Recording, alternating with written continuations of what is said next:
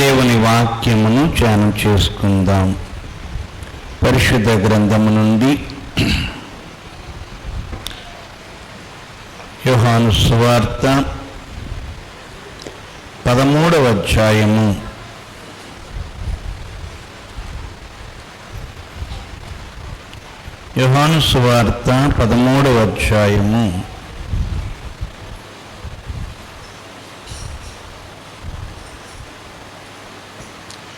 8వ వచనము. పేతురు, నీవెన్నడును నా పాదములు కడుగరాదని ఆయనతో, అందుకు యేసు, నేను నిన్ను కడుగని ఎడల నాతో నీకు పాలు లేదనెను. చాలండి, చిన్న ప్రార్థన చేసుకుని వాక్య ధ్యానంలోనికి వెళ్దాం. మహాపరిశుద్ధుడవు, మహోన్నతుడవైన మా ప్రభువా,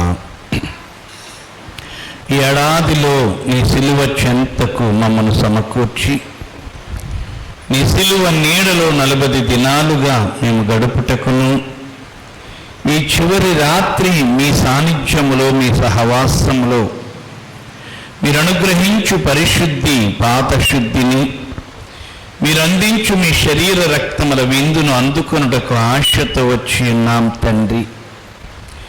మేము అర్హులము కాము, అల్పులము, అయోగ్యులమైనను మీ ప్రేమను జ్ఞాపకం చేసుకుంటూ మీ పాద సాన్నిధ్యమునకు మేము వచ్చి ఉన్నాం దేవా. మీరే మాతో మాట్లాడి మాకు రావలసిన శుద్ధిని, పరిశుద్ధిని మీరే ప్రసాదించి బలపరచుమని, ఈ కార్యక్రమంలో ఏకీభవించిన బిడ్డలను, వీక్షిస్తున్న బిడ్డలను అందరి ఆత్మీయ జీవితములలో శుద్ధి అనుగ్రహించుమో, దీవించుమని పరిశుద్ధుడైన యేసుక్రీస్తు వారి పరిశుద్ధ నామాన్ని వేడుచున్నాము తండ్రి.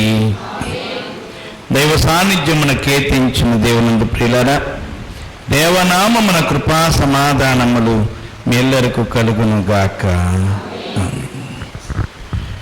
పరిశుద్ధి పరిశుద్ధి పరిశుద్ధి యని వీణ బడు పూరా మదిగో పద పదారి ప్రియులారా, పరమేశ్వరుని చేత పరిపాలనము గలిగి చిరామై బాసురామై సుస్థిరామై సుందరమైన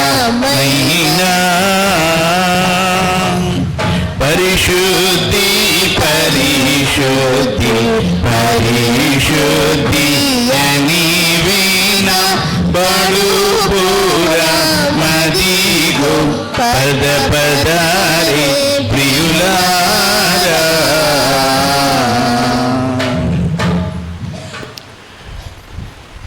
పరిశుద్ధుడు పరిశుద్ధుడు అని నిత్యము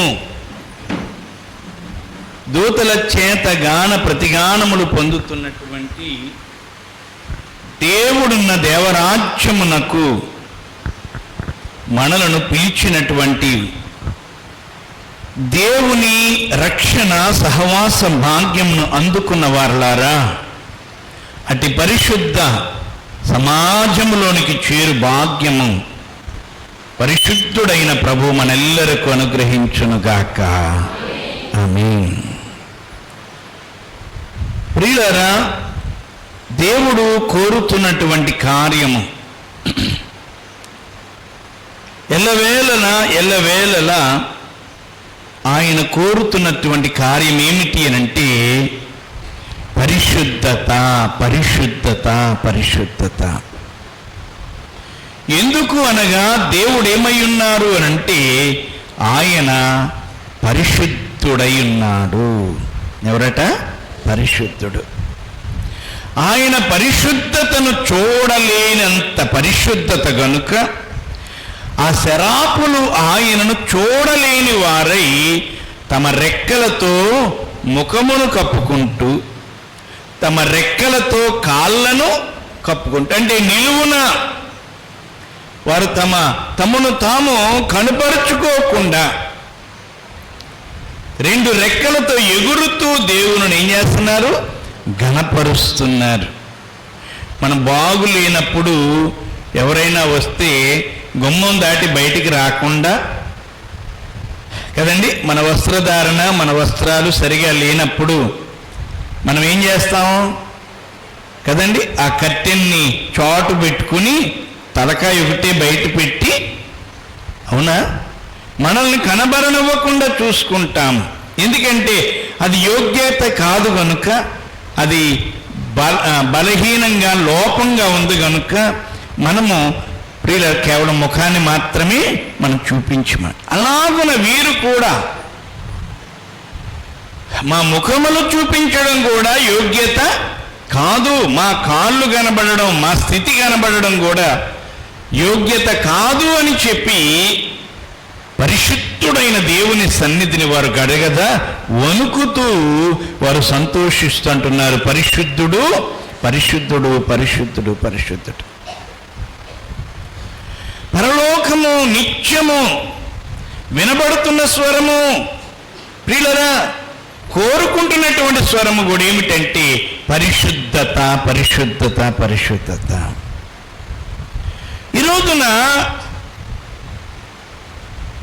యెషయా గ్రంథములో తండ్రి అయిన దేవుడు ఇశ్రాయేలులతో మాట్లాడుతూ పరిశుద్ధతను గూర్చినటువంటి నియమములు ఎన్నో వారికి ఇచ్చి, తన ధర్మశాస్త్రమును వారికి ఇచ్చి, వారు పరిశుద్ధులుగా ఉండాలి. ఎలా ఉండాలి? వారు అపవిత్రులుగా ఉండకూడదు, అపవిత్రమైనది ఏది ముట్టకూడదు, ముడితే ఏం చేయాలో అన్నీ కూడా దేవుడు వారికి ఆజ్ఞలను అందించినటువంటి రీతి. నీ అపవిత్రతను నీవు పోగొట్టుకొని పరిశుద్ధుడివై సమాజంలో చేరాలి. ఎందులో చేరాలి? సమాజములో. ఇప్పుడు దాకా చెప్పుకున్నాం, పరలోకములో ఆ శరాపులను వారి గ్రూప్ అంతటిని ఏమన్నారంటే స్తుతి సమాజము. ఏ సమాజం అట? స్తుతి సమాజము. ఆ 4 శరాపులు ఉన్నారు, 24 పెద్దలున్నారు. విన్నారా? వీరందరినీ కలిపి స్తుతి సమాజము. అలాగునే ఇశ్రాయేలీల సమాజములో కలవాలి అని అంటే అతను ఏమై ఉండాలట? పరిశుద్ధుడుగా ఉండాలి, అపవిత్రుడుగా ఉండకూడదు. కనుక ఆ వ్యక్తికి చాలా నియమాలు దేవుడు వ్రాసి ఇవ్వడం జరిగిందండి. అనగా ప్రతి ఒక్కరు ఎలా ఉండాలట? పరిశుద్ధుడుగా ఉండాలి. శవము ముట్టినవాడు, దేని ముట్టినవాడు? శవాన్ని ముట్టినవాడు, చనిపోయిన వారిని ముట్టినవాడు. ప్రియులరా, మరి అపవిత్రత కలిగిన వారు, ఇలాగూ వారందరికీ కూడా నియమాలు ఇచ్చి వారిని పరిశుద్ధులుగా ఆయన చూడవలనని ఆయన ఎంతో ఆశపడతా వచ్చారు. కనుకే ఆయన ఏమన్నారో తెలుసా? నేను మీ మధ్య నివసించున్నట్లు నాకు చెప్పాలి పరిశుద్ధ స్థలమును. ఏ స్థలం అండి? విన్నారా? పరిశుద్ధ స్థలమును నిర్మింపవలెను అన్నారు. పరిశుద్ధ స్థలము, పరిశుద్ధ స్థలము. గనుక ప్రియమైన వారులారా, ఇలాగూ దేవుడు వారిని ఏర్పరిచితే వారి యొక్క స్థితి దేవుడిచ్చినటువంటి ఈ భాగ్యవంతమైన స్థితిలో వారు నిలవలేదు. వారు ఏం చేశారు అని మనం చూస్తే యెషయా గ్రంథం 1వ అధ్యాయంలో ఈ మాటలు ఉంటాయి. మీరు ఇంటికి వెళ్ళి తర్వాత చదువుకోండి, కానీ నా వైపు చూడండి. బైబిల్ తీయడం ముఖ్యం కాదు. కొన్ని మాటలే దేవుడు అంటున్నాడు, ఆకాశమాలకించుము, భూమి చెవియొగ్గము. నేను పిల్లలను పెంచి గొప్పవారినిగా చేసి తిని. ఈ లోకంలో గొప్పవారు ఎవరో తెలుసా? ఏమండి, ఎవరు తెలుసా? ఎవరు పరిశుద్ధతను ఎరుగుదురో వారే గొప్పవారు. వింటున్నారు? ఎవరు గొప్పవాళ్ళట? ఎవరు గొప్పవాళ్ళు? ఎవరు పరిశుద్ధతను ఎరుగుదురో, కలిగి ఉన్నారో వారే గొప్పవారు. కనుక వీరికి ఏం నేర్పాడు ఆయన? ఏమండి, ఎలా యుద్ధం చేయాలో నేర్పాడా? ఎలా దెబ్బలాడ్డాలో నేర్పాడా? ఏమండి, ఎలా వ్యాపారం చేయాలో నేర్పాడా? అన్నీ ఆయన చేస్తూ నీవు పరిశుద్ధుడుగా ఉండాలి. దేవునికి మహిమ కలుగును గాక. ఎలా ఉండాలి? నీవు పరిశుద్ధతను నేర్చుకోవాలి. అనేక సంవత్సరాలుగా దేవుని సన్నిధిలోకి వస్తున్న వారలారా, మీరు పరిశుద్ధతను గూర్చిన అనుభవం నీకుందా? అనగా కొన్ని విషయాలను మీరు ఎరుగుదురా? ఇది అపవిత్రత, ఇది పరిశుద్ధత, ఎలా ఉంటే అపవిత్రం, ఎలా ఉంటే పరిశుద్ధత అనేది మీ జ్ఞానంలోకి వచ్చిందా? మీరు అనుసరిస్తున్నారా? ఇలాంటి మాటలు మాట్లాడితే అపవిత్రత, ఇలాంటి మాటలు మాట్లాడకూడదు, ఇలాంటి మాటలు మాట్లాడొచ్చు, విన్నారా? మీ అనుభవంలోనికి వచ్చిందా? వచ్చిన దానిని ఏం చేయాలి? నిలవబెట్టుకుంటున్నారా? ఇలా ప్రవర్తించడం అపవిత్రత, ఇలా ప్రవర్తించకూడదు, ఇలా ప్రవర్తించాలి. నీ జ్ఞానములోనికి ఈ పరిశుద్ధతను గూర్చిన నియమాలు నీ మధ్యలో ఉన్నాయా? ఒక పర్యాయము ప్రియులరా, ఎవరికి వారే ఆలోచించుకోండి.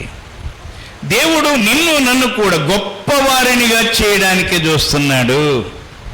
సంఘములో ఉన్న ప్రతి వ్యక్తికి ఇవ్వబడిన పేరేమిటి తెలుసా? పరిశుద్ధులుగా ఉండుటకు పిలువబడిన వారు. యునో, నువ్వెందుకు పిలువబడ్డావో తెలుసా అండి? మీరు ఎందుకు పిలువబడ్డారో తెలుసా? అపవిత్రులుగా ఉండడానికి కాదు, పరిశుద్ధులుగా ఉండడానికి. పరిశుద్ధులుగా ఉండడానికి. ఈ వ్యక్తుల యొక్క చరిత్రను మనం చూసినట్లయితే మరి దేవుడు వారిని చాలా బాధపడుతున్నాడు. ఇశ్రాయేలుకు తెలివి లేదు.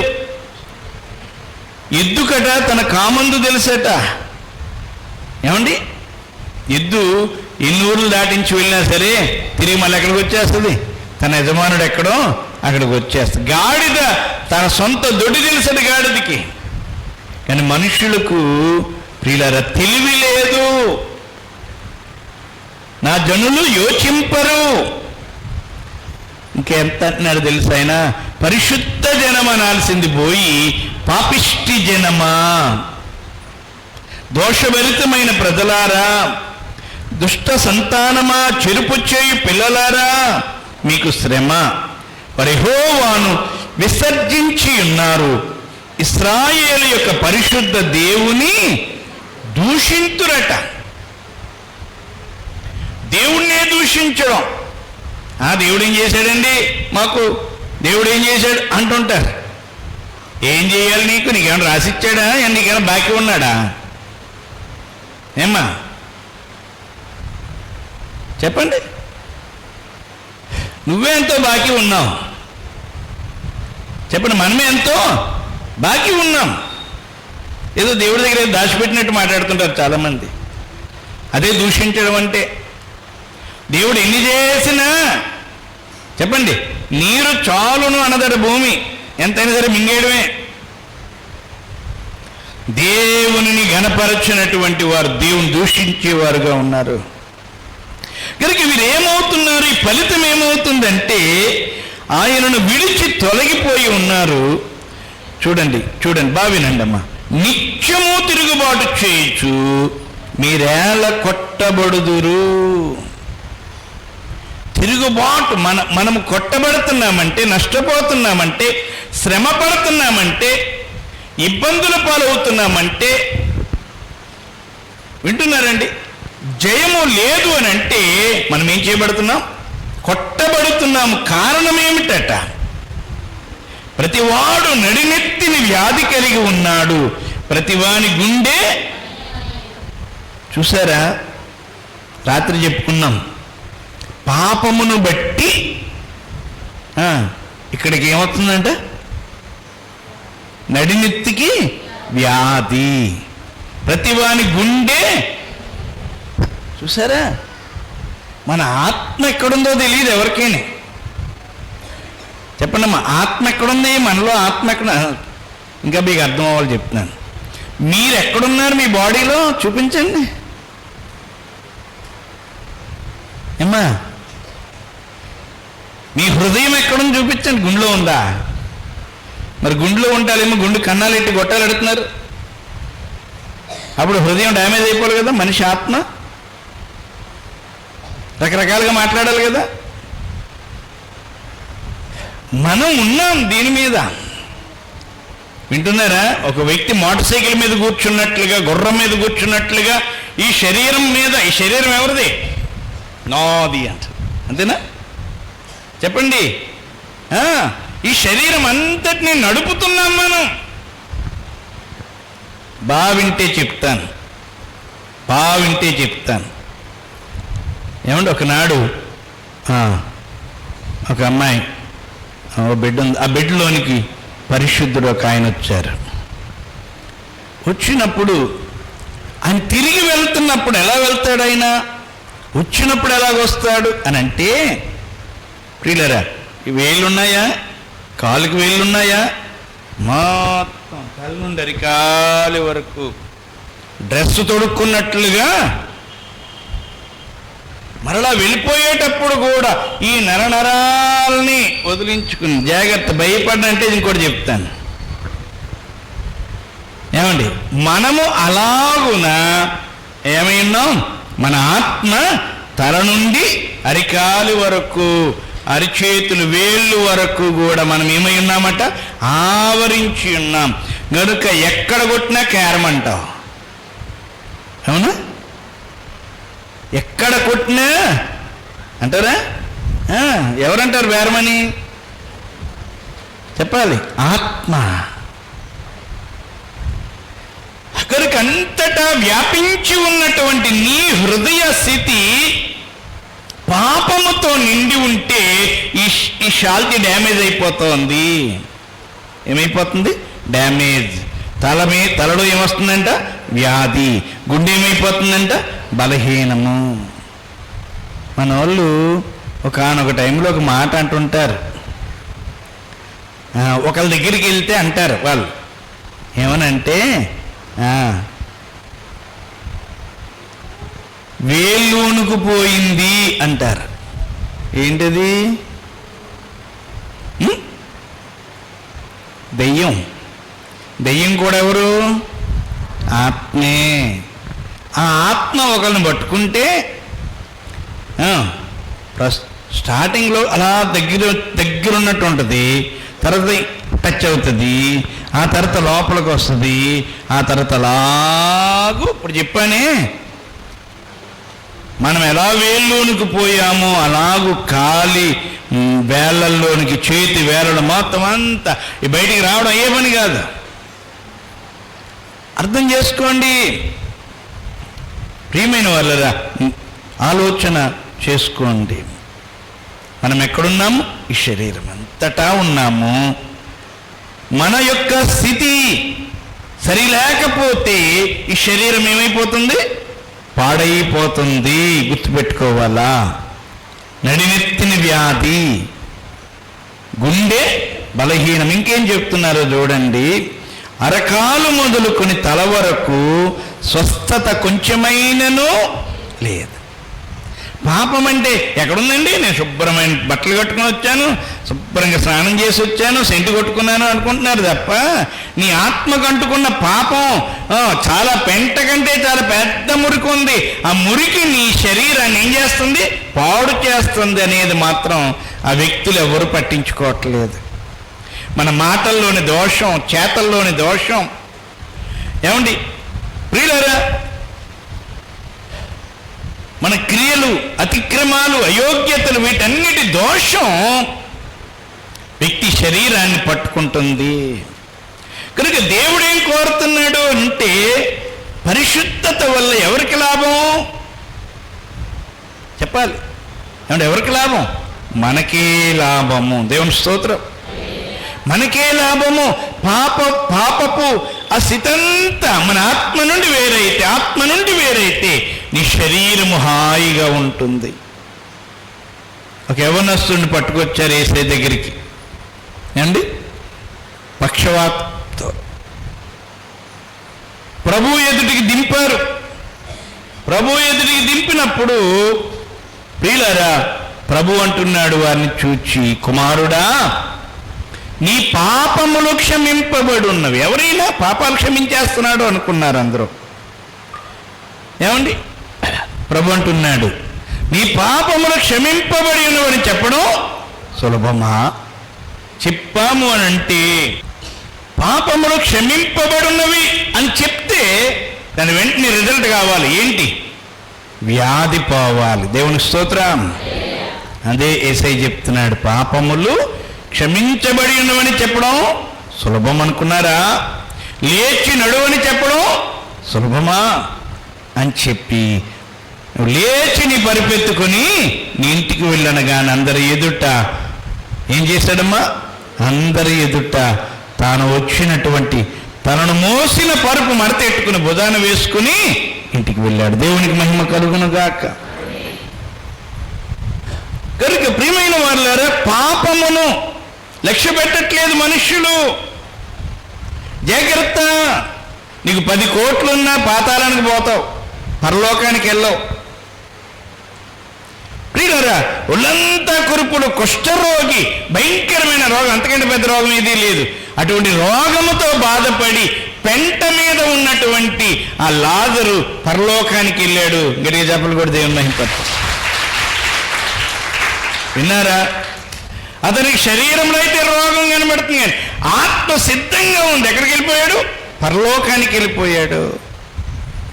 ధనవంతుడైతే ప్రియులారా ఎంతో ఘనంగా బ్రతికాడు, కానీ ఆత్మ ఎక్కడికి పోయింది? పాతాళానికి పోయింది. గుర్తుపెట్టుకోవాలని కోరుతున్నాను.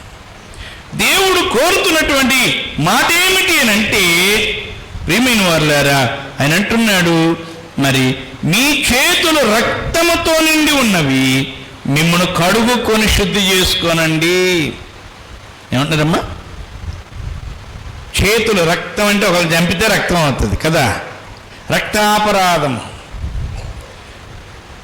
మీ దుష్క్రియలు నాకు కనబడకుండా వాటిని తొలగింపుడి, కీడు చేయుట మానుడి.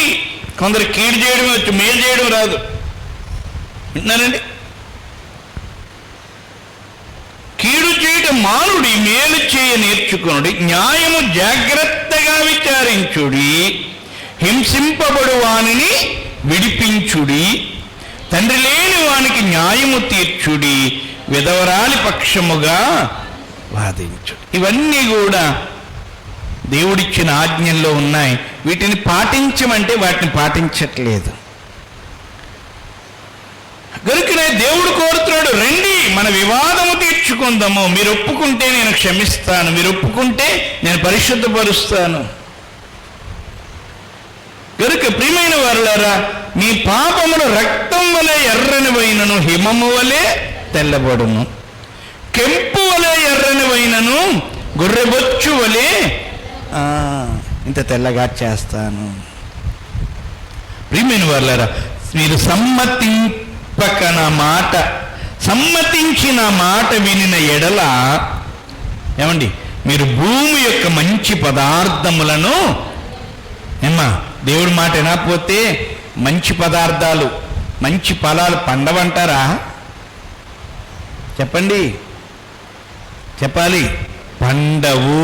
జాగ్రత్త, పండవు. మన పాపమును బట్టి అండి, కొందరు వేస్తే మొక్కలు చక్కగా బ్రతుకుతాయి, చక్కగా కాయలు కాస్తాయి. దేవుడు అదే మాట చెప్తున్నారు. ఏమంటున్నారు చెప్పండి? ఆ వాక్యంలో చూస్తే, మీ భూమి మీ పంటను తినివేయి పురుగులను నేను గద్దించేదను. ఏమండి? మీ ద్రాక్ష చెట్లు అకాల ఫలమును రాల్పకయుండును, ఆనందకరమైన దేశములో మీరు నివసింతురు. దేవుడు వర్షాన్ని కురవద్దని చెప్పేవాడు ఆయనే, కురవమని చెప్పేవాడు ఆయనే.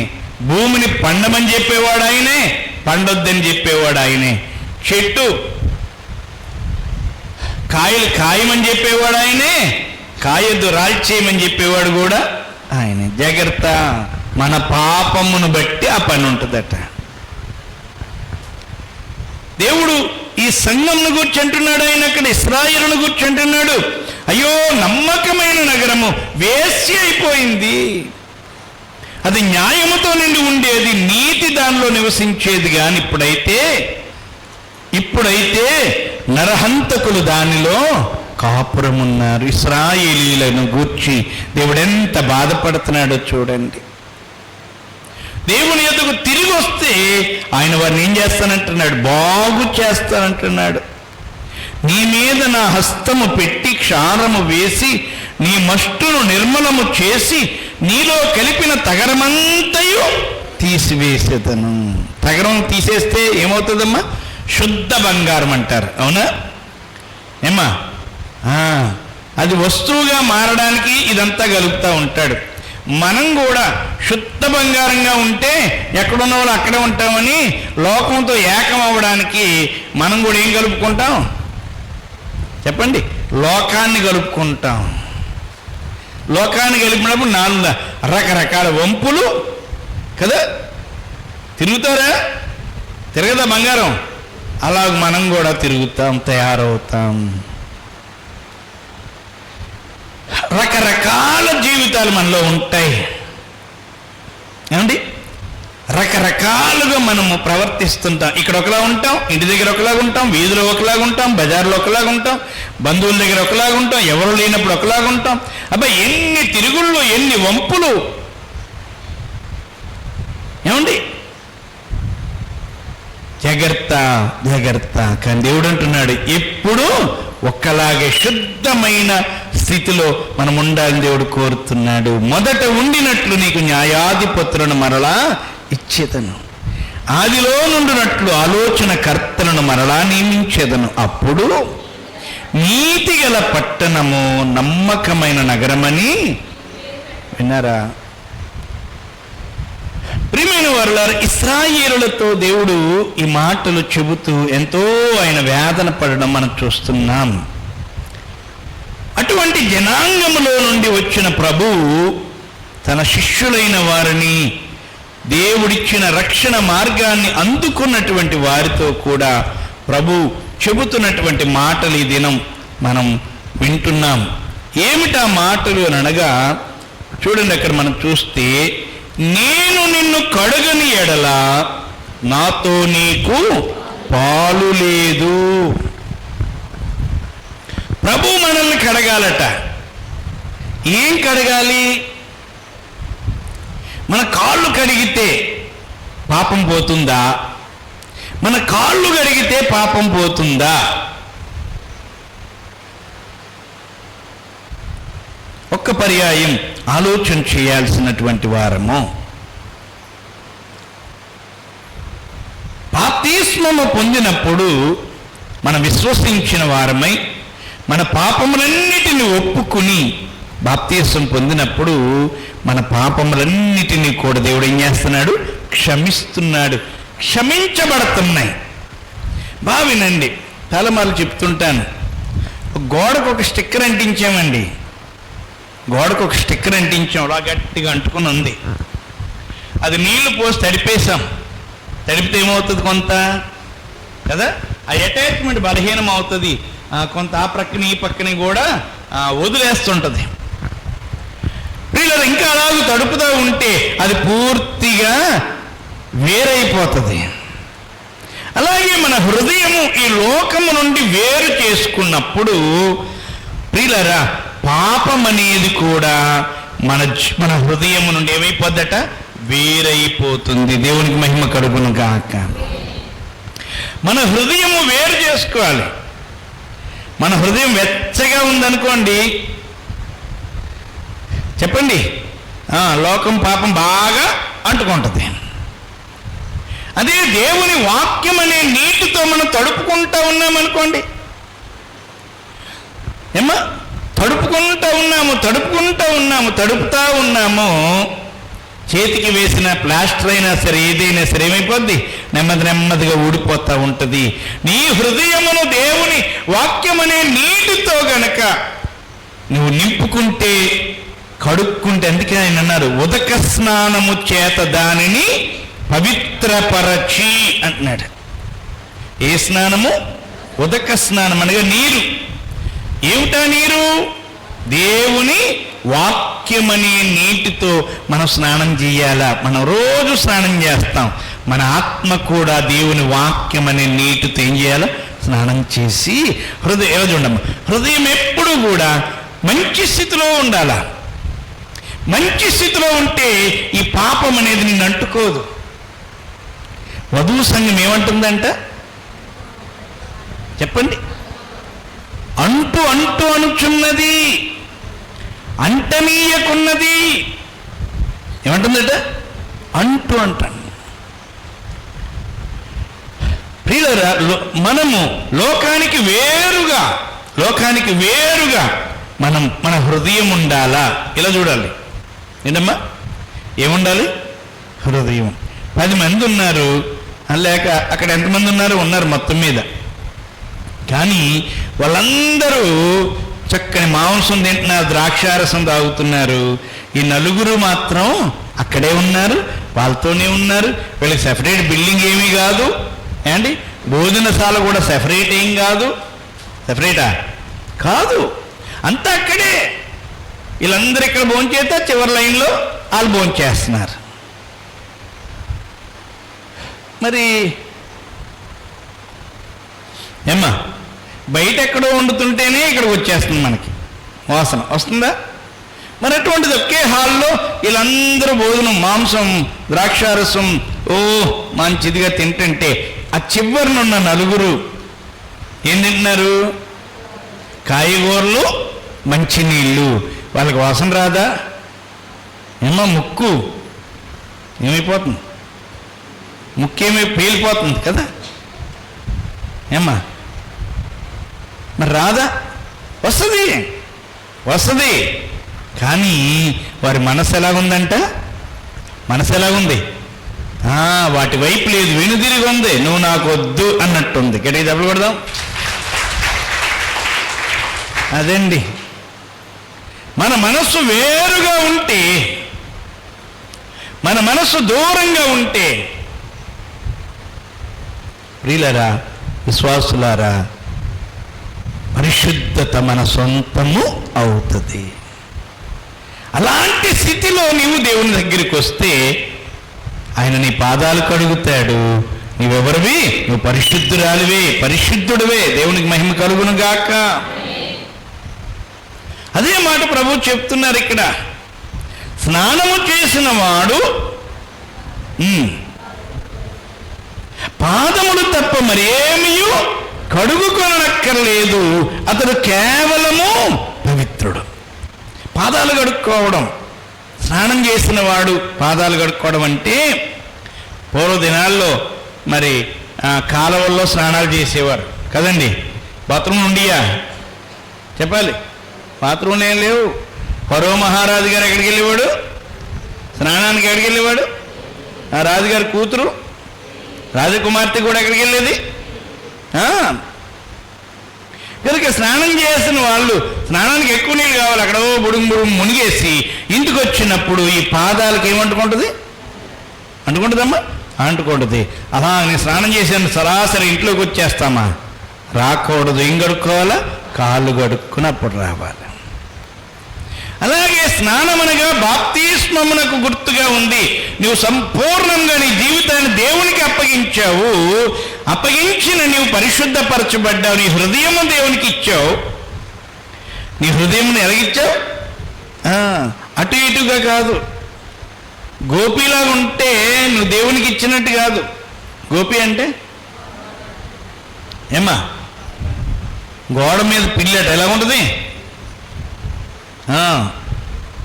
ఇటు వస్తే అటు దూకేద్ది, అటు వస్తే ఇటు దూకేద్ది. అవునా?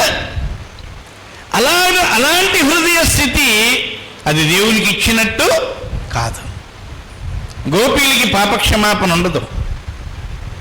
ఎందుకంటే వారి హృదయం స్థిరమైనది కాదు. దేవునికి ఇచ్చిన వారు కారు. మనము దేవునికి ఇచ్చిన వారమైతే, అంటే దేవుని తట్టు, ఇందాక చెప్పాను కదా, దేవుని వైపునకు దానియేలు, షడ్రక్, మిషక్, అబేద్నెగోలు ఎలాగైతే హృదయాన్ని పక్క తిప్పుకుని ఉన్నారో, ఏమండి 3 సంవత్సరాలు అసలు అటు తిరగలేదు, తిప్పలేదు. మాంసం వద్దు, ద్రాక్షారసం ఉదయం అక్కర్లేదు. ఎంత అదండి హృదయమును సెట్ చేసుకోవడం. అలాంటి స్థితికి నీ వస్తే ఆయన నిన్ను ఏం చేస్తాడు? పాదశుద్ధి, నేను పరిశుద్ధపరుస్తాడు, నువ్వు పవిత్రమైపోతావు. దేవుని స్తోత్రం, హల్లెలూయా. పాపాత్మురాలని పేరు పొందిన స్త్రీ వచ్చిందండి యేసయ్య దగ్గరికి. యేసయ్య ఆమె పాదాలు కడిగాడా? చెప్పాలి. మరి ఎవరు కడిగారు? అయ్యో ఏమ్మా, ఆమె యేసయ్య పాదాలు కడిగింది. అసలు యేసయ్య దగ్గరికి రావడమే, ఇటువంటి స్థితిలో ఉన్న ఆమె యేసయ్య దగ్గరికి రావాలంటే ఎంత ధైర్యం ఉండాలి చెప్పండి. ఏమిటా ధైర్యం? ప్రియమైన వాళ్ళరా, పాపము విషయములో పూర్తిగా వ్యతిరేకించే ధైర్యం, బలం ఉండాలి ఆమెకు. ఉంది కనుకనే వచ్చింది. గడికి చెప్పకూడదు. ఆమెలో ఏముంది? ఈ పాపము నాకు అక్కర్లేదు, ఈ అయోగ్యత నాకు అక్కర్లేదు, ఈ శాపకరమైన జీవితం నాకు అక్కర్లేదు, ఈ అపవిత్ర జీవితం నాకు అక్కర్లేదు, ఈ అవమానకరమైన జీవితం నాకు అక్కర్లేదు. వింటున్నారా? గనుక బలమైన తీర్మానం చేసుకుంది. గనుకనే వచ్చి ఏం చేసిందమ్మా? యేసయ్య పాదాలు పట్టుకొని కన్నీళ్లతో కడిగింది. కనుక ఆమె మనస్సు తిరిగింది. కనుక మనస్సును సరిచేసుకోగలిగిన బలముతో సరిచేసుకుంది. కనుక వచ్చి యేసయ్య పాదాలు కడిగింది. ఇక తన బ్రతుకులో పూర్వం జరిగిన పాపములన్నిటిని బట్టి ఆమె కన్నీళ్లు కార్చి దేవుని పాదాలు పట్టుకుని ప్రియులారా ఒప్పుకుంటా వచ్చింది. కనుకని ప్రభు అంటున్నాడు, అమ్మా సమాధానము గలదానవై వెళ్ళు, నీ పాపములు క్షమించబడు. ఈ రోజున మనం అలాగు రావాలా? అయ్యా ఏ రీతిగా వచ్చావో చూసుకో. నీ మనస్సును త్రిప్పుకున్న వ్యక్తివై, దేవుని వైపు తిరిగిన వ్యక్తివై నువ్వు వస్తేనే, నువ్వు గోడ మీద పిల్లిలాగా నువ్వు అవసరమైనప్పుడు అటేస్తానండి గంతు, అవసరమైనప్పుడు ఇటేస్తాను గంతు అంటే ఆ మాట కూడా చెప్పారు ప్రభు. చూడండి 10వ వచనములో, స్నానము చేసిన వాడు పాదములు తప్ప మరేమీ కడుక్కొనక్కర్లేదు, అతడు కేవలం పవిత్రుడు, మీరును పవిత్రుడు, కానీ మీలో అందరూ పవిత్రుడు కారు. గుర్తుపెట్టుకోండి. ఎందుకు ఈ మాట అంటున్నారు అంటే, ఒకడున్నాడు మనసివ్వని వాడు, దేవుని వైపు తన అంతరంగం తిప్పుకోలేకపోతున్నాడు, తిరగలేకపోతున్నాడు. జాగ్రత్త. మీకు చెబుతున్న హెచ్చరిక ఏంటో తెలుసా? నీవు అనేక దినాలు లోకం వైపే తిరుగుంటే దేవుని వైపుకి తిరగలేవు. దేవుని వైపు తిరగలేవు. అనేక దినాలుగా లోకం వైపే లోకానికే అనుకూలుడుగా నీవు జీవిస్తే నువ్వు దేవుని వైపు తిరగడం అసాధ్యమైపోతుంది. జాగ్రత్త. కనుక ఇస్కరియోతు యూద తిరగలేకపోయాడు, తన మనస్సును దేవునికి ఇవ్వలేకపోయాడు. ఎవరు పట్టుకుపోయారు చెప్పండి? ధనాశ పట్టుకుపోయింది అతని హృదయాన్ని. ధనాశ లొంగదీసేసుకుంది. కనుక దేవునికి దొరకలేకపోయాడు, దేవుని వైపు తిరగలేకపోయాడు. ప్రియమైన వాళ్ళని గుర్తించాలని కోరుతున్నాను. గనుకని ఆయన అంటున్నాడు, తను అప్పగించు వారిని ఎరిగిను గనుక మీలో అందరూ పవిత్రులు కారణను. మన అంతరంగమును త్రిప్పగలిగే సంపూర్ణ సమర్పణ తీర్మానం మనకుంటే ఆయన నేను పరిశుద్ధునిగా పవిత్రునిగా చేయగలిగినటువంటి వాడు. చిన్న కుమారుడు తిరిగి వచ్చాడండి. తిరిగి వచ్చి ఏమంటున్నాడు? తండ్రి, నీ ఎదుట నేను చెప్పండి అనగా తన పాపమును కప్పిపుచ్చుకునేవాడుగా లేడు. తన పాపమును ఉన్నదన్నట్లుగా చెప్పండి చెప్పుకునేవాడుగా ఉన్నాడు. కనుకనే తండ్రి ఎంతో ఆనందపడిపోయాడు. పాపాన్ని కప్పెట్టేవారు పరిశుద్ధులు అవ్వలేరు. పాపమును దాచేవారు పరిశుద్ధులు అవ్వలేరు. వింటున్నారండి? పాపమును ఒప్పుకునేవారే పరిశుద్ధులు కాగలుగుతారు. ఒప్పుకునేవారే పవిత్రులు కాగలుగుతారు తప్ప పాపమును కప్పిపెట్టుకునేవారు, దాచుకుని పైకొకటి లోపల ఒకటి. మీలో కొందరికి అసలు పరిశుద్ధత అంటేనే కూడా అర్థం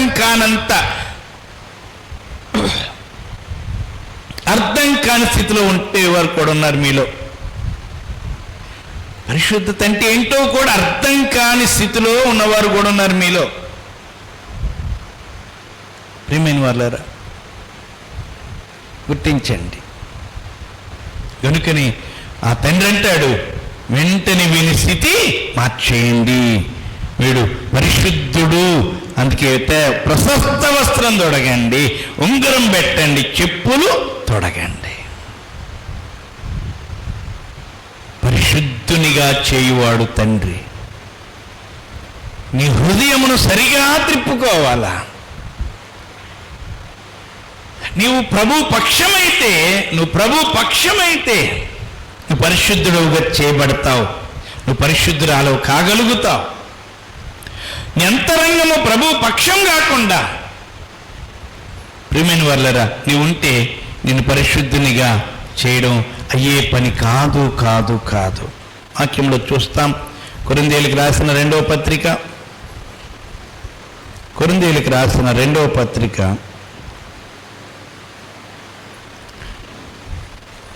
మొదటి నుండి చూసినట్లయితే పౌలు భక్తుడు అంటున్నాడు, నా చేత నేను మిమ్మును దుఃఖపరుచునెడల నా చేత దుఃఖపరచబడిన వాడు తప్ప మరి ఎవడు నన్ను సంతోషపరుచునో. విన్నారండి?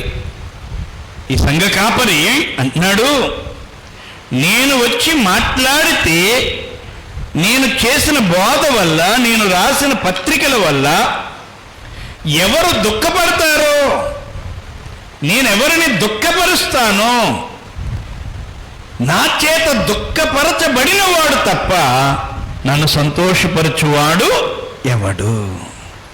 ఎవరు దుఃఖపడతారు? పాపములను ఒప్పుకునేవాడు దుఃఖపడతాడు.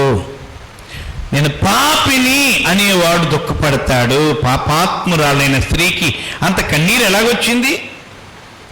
ఎలా వచ్చింది? పాపములను ఒప్పుకుంటూ దుఃఖపడుతూ తన పాపమంతటిని ఒప్పుకుంది. కనుక ప్రియమైన వారులారా, దేవుని సేవకుడైనటువంటి పౌలు గారు ఆ సంఘముతో అంటున్నారు, ఓ సంఘమా, నువ్వు దుఃఖపరచబడిన ఎడల నిన్ను బట్టి నాకు సంతోషము. దుఃఖపడడం ద్వారా జరిగే అద్భుతం ఏంటో తెలుసండి? మన హృదయమును దేవునికి ఇవ్వగలుగుతామండి. అయిలారా, దుఃఖపరచబడడం ద్వారా మన హృదయము ఎప్పటికప్పుడు దేవునికి ఇవ్వబడుతుంది. దేవునికి మహిమ కలుగును గాక. ఎప్పటికప్పుడు క్రీస్తు యేసునకు కలిగిన ఆ మనస్సు మనకు వస్తుంది. ప్రియులారా, క్రీస్తు యేసునకు కలిగిన ఆ మనస్సు మనకు వస్తుంది. ఎప్పుడు? కన్నీళ్లు కార్చినప్పుడు. తిమోతిని గూర్చి పౌలు గారు అంటారు కదా, నా ప్రార్థనలేంది ఎడతెగక నేను జ్ఞాపకం చేసుకొనుచు నీ కన్నీళ్లను తలంచుకొని నాకు సంపూర్ణ ఆనందము కలుగుటకై నిన్ను చూడవలెనని రేయింబగళ్ళు అపేక్షించుచు నీ యందున్న నిష్కపటమైన విశ్వాసమును జ్ఞాపకము చేసుకొని నా పితూరాచార ప్రకారము నిర్మలమైన మనస్సాక్షితో నేను సేవించుచున్న దేవుని ఎడల కృతజ్ఞుడనై ఉన్నాను. పౌలు గారికి తిమోతిని చూస్తే ఆనందం. అంటే ఎందుకు? తిమోతి ఏ ప్రార్థన చేస్తాడు? కన్నీటి ప్రార్థన చేస్తున్నాడు. ఏమా ఏం కోరుకుంటున్నాడట పౌలు గారు? నీ కన్నీళ్లను చూచి నాకు సంపూర్ణ ఆనందము. ఏ ఆనందము? సంపూర్ణ ఆనందము. కన్నీళ్లతో ప్రార్థించుచున్న తిమోతిని బట్టిది. పౌలు గారికి ఎలా ఎందుకంటే ఆనందం అని అంటే, ఈ బిడ్డడు ఎవరిని కలిగి ఉన్నాడు? ఏమండి? క్రీస్తును కలిగి ఉన్నాడు. దేవుని స్తోత్రం. వీరి యందు క్రీస్తున్నాడు, వీరి యందు క్రీస్తున్నాడు, వీరి యందు క్రీస్తున్నాడని ఆనందం కాదా? ఎవరి దగ్గర ఈ కన్నీళ్ల ప్రార్థన ఉన్నదో వారి యందు ఎవరు నిలబడుతున్నారు? క్రీస్తు నిలబడుతున్నాడు. గుర్తుపెట్టుకోండి. మన పాపములను గూర్చి మనం దుఃఖపడినప్పుడు, విచారపడినప్పుడు కన్నీటి ప్రార్థన, కన్నీళ్లు ప్రియమైన వాళ్ళరా వస్తాయి. కన్నీరు కార్చగలము అనే సంగతిని జ్ఞాపకం చేస్తూ, మరి ప్రియులారా మీ జీవితంలో ఇటువంటి ప్రార్థన మీకుందా? ఏమండి? మీ జీవితాలలో ఇటువంటి ప్రార్థన చూసుకోండి. నీవెప్పుడైతే ఇలాగూ ప్రార్థిస్తావో క్రీస్తు ఆత్మ నీలో ప్రవేశించి నీకు క్రీస్తు మనస్సు వస్తుంది. ఏ మనసు అండి? క్రీస్తు యేసుకునకు కలిగిన ఆ మనస్సు, దీన మనస్సు. దేవుని స్తోత్రం. కన్నీళ్లు కార్చినప్పుడు, కార్చాలంటే మనం ఏం కావాలి? దీనులం అవ్వాలి, తగ్గింపైపోవాలి, తగ్గిపోవాలి, దీనులం అయిపోవాలి. కుష్ఠరోగి అయిన నయమాన్ వచ్చాడు ఎలీషా దగ్గరికి. కానీ మనసు ఎలాగుంది? మనసు వేరుగా ఉంది. మనసు వేరుగా ఉంది, అన్నట్టు ఉంది. కనుక ప్రవక్త బయటికి రాలేదు. పొమ్మన్నాడు, పోయి అక్కడ స్నానం చేసిపో అన్నాడు. అహంకారము, గర్వము, హెచ్చింపు. ప్రియులారా పోతూ పోతూ ఎన్నో మాటలు మా దేశంలో లేవా? ఆ పెద్ద నదులు ఇది అలా ఇలా. నాయనా ఏంటి ఏమంటాడు? ఆయన ఏం చెప్పాడు? ఆయన ఏం చెప్పాడా? ఆయన ఏం చెప్పాడు? ఆ నదిలో స్నానం చేస్తే బాగైపోతావు అన్నాడు. అంతే కదా. ఆయన చెట్టెక్కమన్నాడు, కొండెక్కమన్నాడు, కొట్టెక్కమన్నాడా? ఏమండి? ప్రియమైన వాళ్ళరా దయచేసి గమనించాలి. ఇప్పుడు మనస్సును ఏం చేశాడు? తిప్పుతున్నాడు. మనం వెంటనే తల తిరిగిపోతామండి? తిరిగిపోతామా? తిరిగిపోం కదా.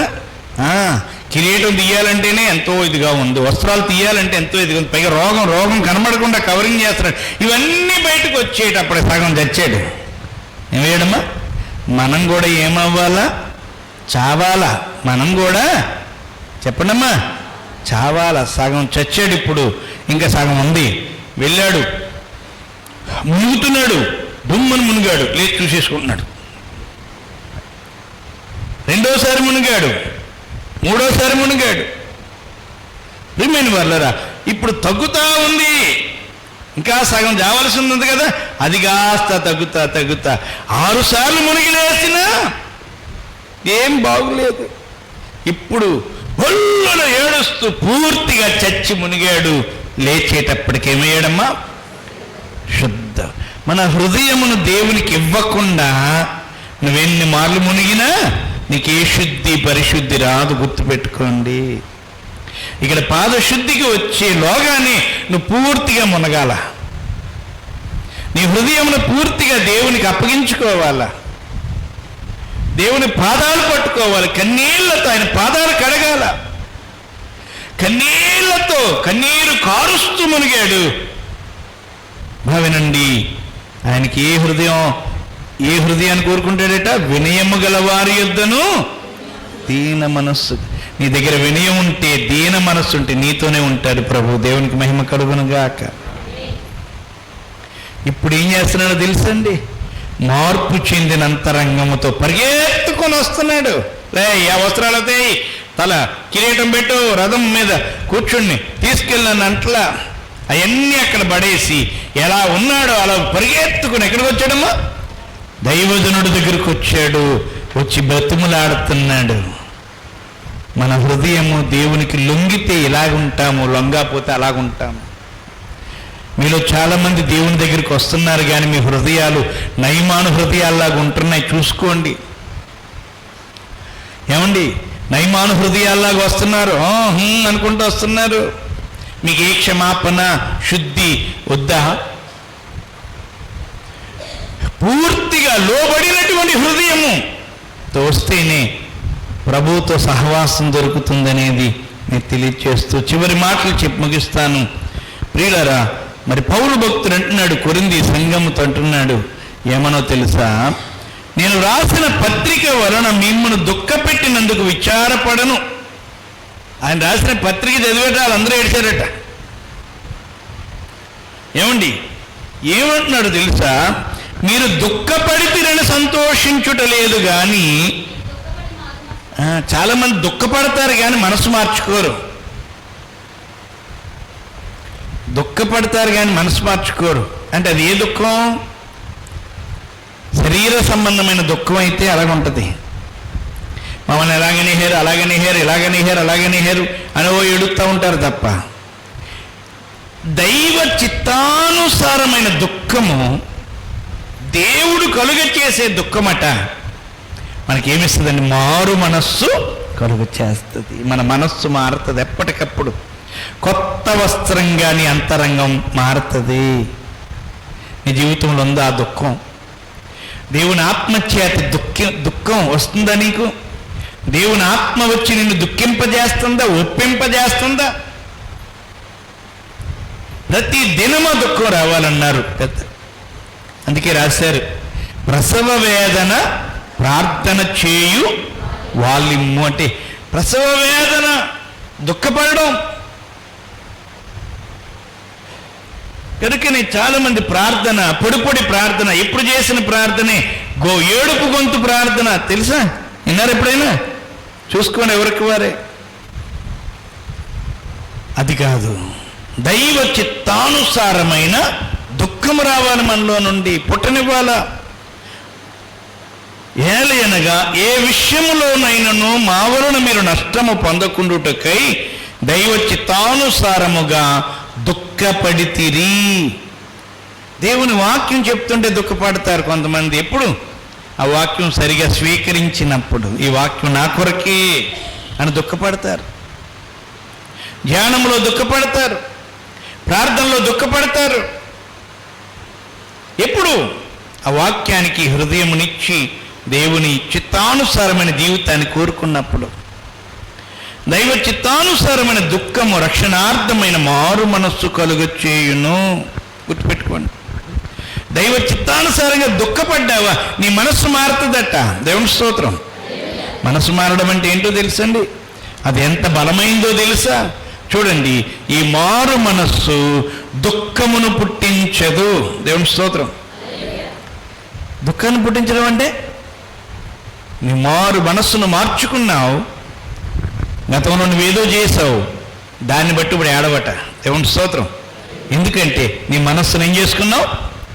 మార్చుకున్నావు గనుక. ఏం చేసావు? మార్చుకున్నావు గనుక. పౌలు గారు అంటారు, పూర్వము దోషకుడను హింసకుడను. వాటి గురించి ఇప్పుడు ఏడుతున్నాడా? ఇప్పుడు ఏడాల్సిన పని లేదు, ఏడవడు. మనం కూడా దేవుని చేత ఈ దైవ చిత్తానుసారమైన దుఃఖాన్ని అనుభవిస్తే మన వల్ల జరిగినటువంటి అతిక్రమాలు మరలా మనల్ని ఏం చేయలేవంటే బాధ పెట్టలేవు. అవి అప్పుడే కరగబడతాయి, అప్పుడే మనము వాటిని దూరం చేసుకున్న వారం అవుతాం. అయితే లోక సంబంధమైన దుఃఖము మరణమును కలుగు చేయును. ఏ సంబంధం? లోక బావినండి. దేవుని చిత్త ప్రకారము మీరు పొందిన ఈ దుఃఖము ఎట్టి జాగ్రత్తను, ఎట్టి దోష నివారణకైన ప్రతివాదమును, ఎట్టి ఆగ్రహమును, ఎట్టి భయమును, ఎట్టి అభిలాషను, ఎట్టి ఆసక్తిని, ఎట్టి ప్రతిదండను మీలో పుట్టించునో చూడుడి. మారు మనస్సు పొందినటువంటి వారిలో చాలా బలమైన నిర్ణయాలు వచ్చేస్తాయి. బలమైన నిర్ణయాలు వచ్చేస్తాయి. ఆ మారు మనస్సట వారు చాలా బలమైన వ్యక్తులుగా, పాపానికి లొంగరు, లోకానికి లొంగరు, మరలా చెడుగు వైపు తిరగరు, చెడుగును ఇష్టపడరు. వింటున్నారా? మారు మనస్సు పొందిన వారి యొక్క జీవితాలు, ప్రియుల నిర్ణయాలు, విధానాలు చాలా బలంగా ఉంటాయి. చిన్న కుమారుడు వెనుదిరిగి వచ్చాడు. ఎలా వచ్చాడమ్మా? శారీరకంగా బలహీనంగానే ఆత్మయందు బలంగా ఉన్నాడు. ఇంకెప్పుడు తండ్రిని విడిచిపెట్టకూడదు. అవసరమైతే తండ్రి ఇంట్లో పనివాడుగైనా ఉండాలి. దేవుణ్ణి బాధ పెట్టకూడదు, నా తండ్రిని బాధ పెట్టకూడదు, ఏ పాపమునకు లొంగకూడదు. ఇటు అభిలాష అండి, పరిశుద్ధ జీవితమే జీవించాలి. అభిలాష అంటే కోరిక. వింటున్నారా? గట్టి దుఃఖము దుఃఖము దుఃఖము ప్రియమైన వాళ్ళరా, దేవుడు కోరుతూ ఉన్నాడు. నీ జీవితంలో అట్టి దుఃఖం ఉందో లేదో ఒక పర్యాయము ఆలోచన చేసుకోవాలని కోరుతూ ఉన్నాను ప్రియులారా. దీనికి ముగిస్తున్నాను. ఈ పాద శుద్ధిలో ఆయన కడుగుతాడు ఆయన. కానీ నువ్వు పవిత్రత పొందగలిగే స్థితి నీకు ఉందో లేదో. ఇస్కరియోతు యూదా పాదాలు కూడా కడిగాడు ఆయన. కడగనన్నాడా? నువ్వు నన్ను అప్పగించేవాడివి, నువ్వు పో అన్నాడా? అనలేదు. కానీ పొందగలిగాడా పరిశుద్ధత? ఏమంటే హృదయము ప్రియులరా, పరిశుద్ధుడు కాగలిగాడా? కాలేకపోయాడు, అపవిత్రుడుగా ఉండిపోయాడు. ఎందుకంటే హృదయమును త్రిప్పుకోలేని పరిస్థితి.